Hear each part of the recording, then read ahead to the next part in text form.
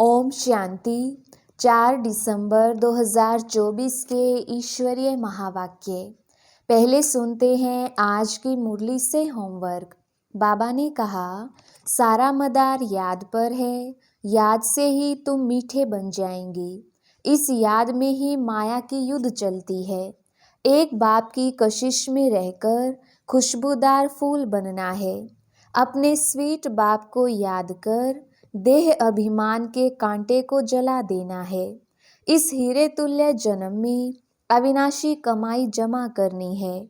कौड़ियों के बदले इसे गंवाना नहीं है। एक बाप से सच्चा प्यार करना है।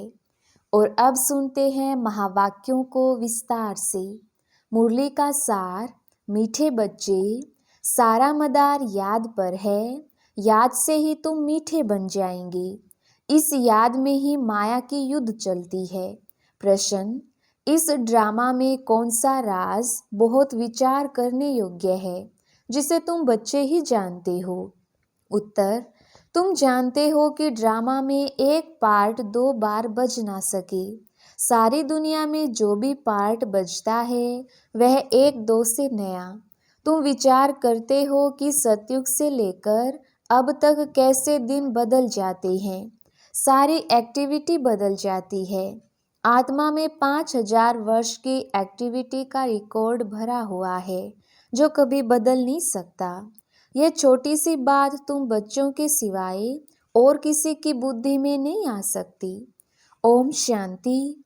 रूहानी बाप रूहानी बच्चों से पूछते हैं, मीठे मीठे बच्चे, तुम अपना भविष्य का पुरुषोत्तम मुख, पुरुषोत्तम चोला देखते हो? यह पुरुषोत्तम संगम युग है ना। तुम फील करते हो कि हम फिर नई दुनिया सतयुग में इनकी वंशावली में जाएंगे, जिसको सुखधाम कहा जाता है। वहाँ के लिए ही तुम अभी पुरुषोत्तम बन रहे हो। बैठे बैठे यह विचार आना चाहिए। स्टूडेंट जब पढ़ते हैं तो उनकी बुद्धि में यह जरूर रहता है, कल हम यह बनेंगे। वैसे तुम भी जब यहाँ बैठते हो तो भी जानते हो कि हम विष्णु की डिनाइस्टी में जाएंगे। तुम्हारी बुद्धि अब अलौकिक है और किसी मनुष्य की बुद्धि में यह बातें रमण नहीं करती होंगी। यह कोई कॉमन सत्संग नहीं है। यहाँ बैठे हो, समझते हो सत बाबा जिसको शिव कहते हैं, हम उनके संग में बैठे हैं। शिव बाबा ही रचयिता है। वही इस रचना के आदि मध्य अंत को जानते हैं।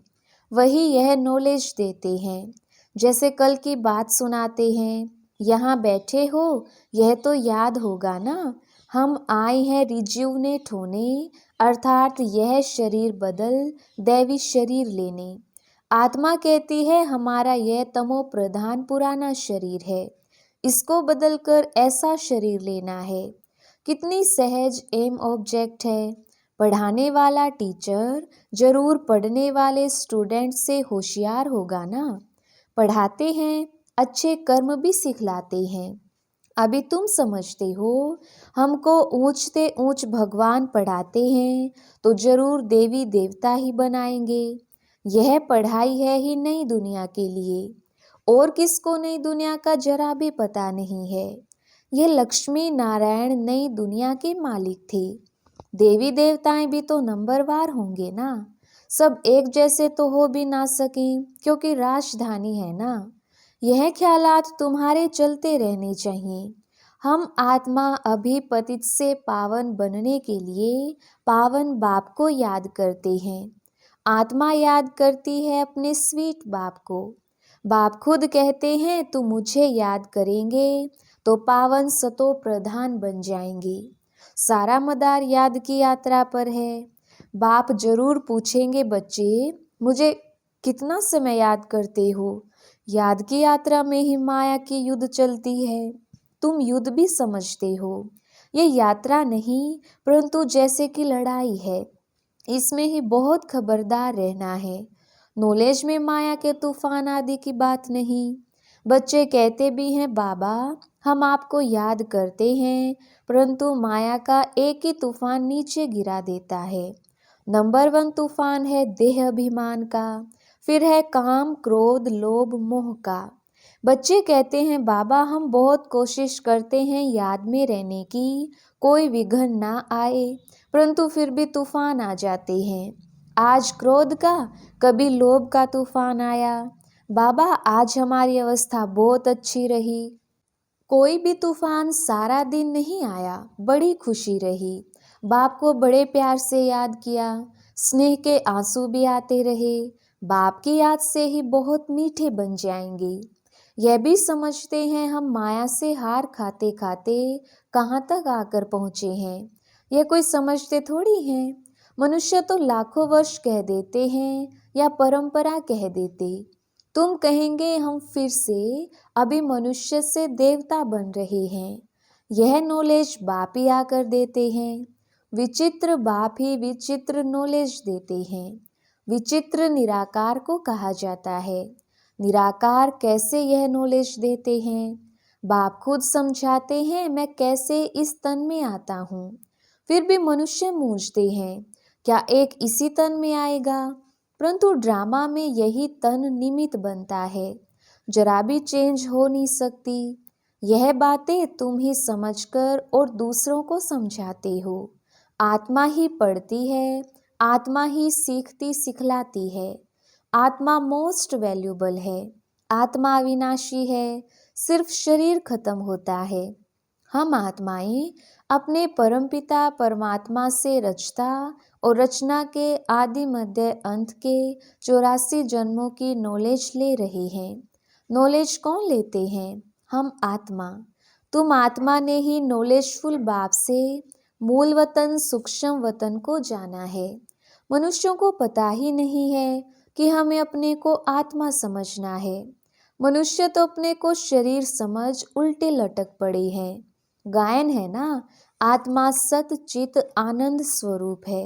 परमात्मा की सबसे जास्ती महिमा है। एक बाप की कितनी महिमा है। वही दुख हरता सुख करता है। मच्छर आदि की तो इतनी महिमा नहीं करेंगे कि वह दुख हरता सुख करता ज्ञान का सागर है। नहीं, यह है बाप की महिमा। तुम बच्चे भी मास्टर दुख हरता सुख करता हो। तुम बच्चों को भी यह नॉलेज नहीं थी, जैसे बेबी बुद्धि थे। बच्चे में नॉलेज नहीं होती और कोई अवगुण भी नहीं होता है, इसलिए उसे महात्मा कहा जाता है, क्योंकि पवित्र है। जितना छोटा बच्चा उतना नंबर 1 फूल, बिल्कुल ही जैसे कर्मातीत अवस्था है। कर्म अकर्म विकर्म को कुछ भी नहीं जानते हैं, इसीलिए वह फूल है। सबको कशिश करते हैं, जैसे एक बाप सभी को कशिश करते हैं। बाप आए ही हैं सभी को कशिश कर खुशबूदार फूल बनाने। कई तो कांटे के कांटे ही रह जाते हैं। 5 विकारों के वशीभूत होने वाले को कांटा कहा जाता है। नंबर 1 कांटा है देह अभिमान का, जिससे और कांटों का जन्म होता है। कांटों का जंगल बहुत दुख देता है। किस्म किस्म के कांटे जंगल में होते हैं ना, इसलिए इसको दुखधाम कहा जाता है। नई दुनिया में कांटे नहीं होते, इसलिए उसको सुखधाम कहा जाता है। शिव बाबा फूलों का बगीचा लगाते हैं, रावण कांटों का जंगल लगाता है, इसलिए रावण को कांटों की झाड़ियों से जलाते हैं और बाप पर फूल चढ़ाते हैं। इन बातों को बाप जाने और बच्चे जाने और ना जाने कोई। तुम बच्चे जानते हो, ड्रामा में एक पार्ट 2 बार बज ना सकी। बुद्धि में है, सारी दुनिया में जो पार्ट बजता है वह 1-2 से नया। तुम विचार करो, सतयुग से लेकर अब तक कैसे दिन बदल जाता है। सारी एक्टिविटी ही बदल जाती है। 5000 वर्ष की एक्टिविटी का रिकॉर्ड आत्मा में भरा हुआ है, वह कभी बदल नहीं सकता। हर आत्मा में अपना अपना पार्ट भरा हुआ है। यह छोटी सी बात भी कोई की बुद्धि में आ ना सकी। इस ड्रामा के पास्ट, प्रेजेंट और फ्यूचर को तुम जानते हो। यह स्कूल है ना। पवित्र बन बाप को याद करने की पढ़ाई बाप पढ़ाते हैं। ये बातें कभी सोची थी कि बाप आकर ऐसे पतित से पावन बनाने की पढ़ाई पढ़ाएंगे। इस पढ़ाई से ही हम विश्व के मालिक बनेंगे। भक्ति मार्ग के पुस्तक ही अलग हैं, उसको कभी पढ़ाई नहीं कहा जाता है। ज्ञान के बिना सद्गति हो भी कैसे? बाप बिना ज्ञान कहाँ से आए जिससे सद्गति हो? सद्गति में जब तुम होंगे तब भक्ति करेंगे नहीं, वहाँ है ही अपार सुख, फिर भक्ति किस लिए करें? यह ज्ञान अभी ही तुम्हें मिलता है, सारा ज्ञान आत्मा में रहता है। आत्मा का कोई धर्म नहीं होता। आत्मा जब शरीर धारण करती है फिर कहते हैं फलाना इस धर्म का है। आत्मा का धर्म क्या है? एक तो आत्मा बिंदी मिसल है और शांत स्वरूप है, शांति धाम में रहती है। अभी बाप समझाते हैं सभी बच्चों का बाप पर हक है। बहुत बच्चे हैं जो और धर्मों में कन्वर्ट हो गए हैं, वह फिर निकलकर अपने असली धर्म में आ जाएंगे। जो देवी देवता धर्म छोड़ दूसरे धर्म में गए हैं वह सभी पत्ते लौट अपनी जगह पर आ जाएंगे।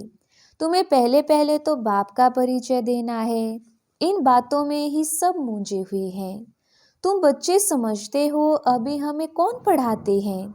बेहद का बाप। श्री कृष्ण तो देहधारी है, इनको ब्रह्मा बाबा को भी दादा कहेंगे। तुम सब भाई भाई हो ना? फिर है मर्तबे के ऊपर, भाई का शरीर कैसा है, बहन का शरीर कैसा है। आत्मा तो एक छोटा सितारा है। इतनी सारी नॉलेज एक छोटे से सितारे में है। सितारा शरीर के बगैर बात भी नहीं कर सकता। सितारे को पार्ट बजाने के लिए इतने ढेर ऑर्गन्स मिले हुए हैं। तुम सितारों की दुनिया ही अलग है। आत्मा यहाँ आकर फिर शरीर धारण करती है। शरीर छोटा बड़ा होता है। आत्मा ही अपने बाप को याद करती है, वह भी जब तक शरीर में है। घर में आत्मा बाप को याद करेगी? नहीं, वहाँ कुछ भी मालूम नहीं पड़ता हम कहाँ हैं। आत्मा और परमात्मा दोनों जब शरीर में हैं तब आत्माओं और परमात्मा का मेला कहा जाता है। गायन भी है आत्मा और परमात्मा अलग रहे बहुकाल। कितना समय अलग रहे? याद आता है कितना समय अलग रहे? सेकंड सेकंड पास होते 5000 वर्ष बीत गए। फिर 1 नंबर से शुरू करना है, एक्यूरेट हिसाब है। अभी तुमसे कोई पूछे इसने कब जन्म लिया था तो तुम एक्यूरेट बता सकते हो।